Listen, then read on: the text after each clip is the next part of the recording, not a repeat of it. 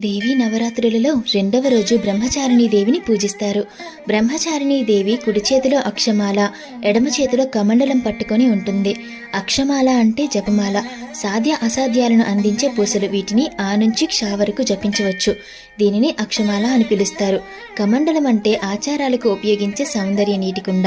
బ్రహ్మచారిణీ దేవి పూజ వలన సంకల్ప శక్తి పెరుగుతుందని, ఆ దేవత యొక్క పూజ వలన దివ్య ఆనందంతో పాటు ఉన్నత స్థానాలను పొందుతారని నమ్ముతారు. బ్రహ్మచారిణీ మాత కుండలిని స్వాదిష్టాన చక్రంతో సంబంధం కలిగి ఉంటుంది. పర్వతరాజు పుత్రికగా జన్మించిన పార్వతీదేవి పెద్దయ్యాక బ్రహ్మకుమారుడు అయిన నారద మహర్షి ఆమెను దర్శించడానికి వచ్చారు. ఆమె తపస్సు మార్గాన్ని అనుసరిస్తే ఆమె తన గత జన్మ నుండి తన భర్త అయిన శివుడిని వివాహం చేసుకునే అవకాశం ఉందని అతను ఆమెకి చెప్పారు. ఈ జన్మలో కూడా శివుడిని వివాహం చేసుకోవాలని నిశ్చయించుకున్న పార్వతీదేవి చాలా కష్టతరమైన తపస్సు మరియు భక్తిని చేపట్టింది. 1000 సంవత్సరాలు పండ్లు మరియు పువ్వులను మాత్రమే తినింది. ఆ తర్వాత 100 సంవత్సరాలు కూరగాయలు మాత్రమే తిన్నది. 3000 సంవత్సరాలు పడిపోయిన ఆకులను మాత్రమే తిన్నది. ఆమె తన తపస్సును విజయవంతంగా పూర్తి చేసింది. అందువలన ఆమెకు తపశ్చారిణి లేదా బ్రహ్మచారిణి అనే పేరు వచ్చింది. చివరికి ఆమె పడిపోయిన ఆకులను కూడా తినడం మానేసింది. చాలా సంవత్సరాలు ఆహారం మరియు నీరు లేకుండా తన తపస్సును కొనసాగించింది.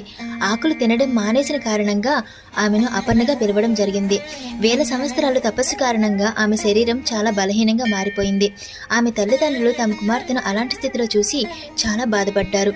దుఃఖంతో ఓ మా అని పిలవడం జరిగింది. అప్పటి నుంచి పార్వతిని ఉమా అని పిలుస్తారు.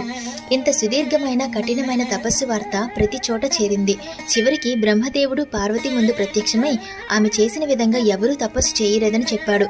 శివుడి పట్ల ఆమెకున్న ప్రేమ నిజమైనది మరియు స్వచ్ఛమైనది కాబట్టి ఆమె మాత్రమే ఇలాంటి కష్టాలను భరించగలదని కూడా చెప్పారు. ఈ జన్మలో ఆమెకు శివుడు భర్తగా ఉంటాడని కూడా ఆమెకు వరం ఇచ్చారు. ఆమె తపస్సు తర్వాత పార్వతీమ బ్రహ్మచారిణిగా ప్రసిద్ధి చెందింది. తర్వాత శివుడు పార్వతిని తన భార్యగా అంగీకరించాడు.